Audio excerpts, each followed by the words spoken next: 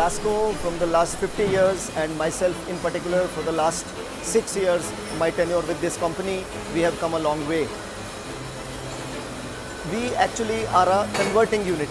Converting unit means our raw material is tubing and we convert it into different shapes.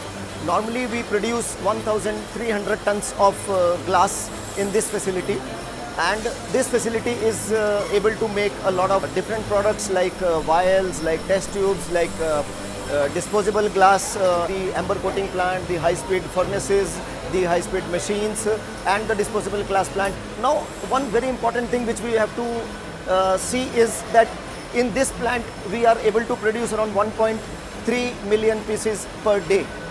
As a production and ever increasing production and quality targets are always there on us.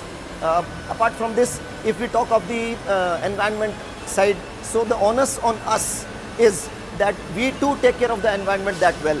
Like in this continuation to this, we are actually having a solar plant, solar generation facility of 500 kilowatt, which is fulfilling around 1/3 of our daily power requirements. And when we talk of the future, I would always say that we are ready for the full blast and we are ready to take the bull by its horn.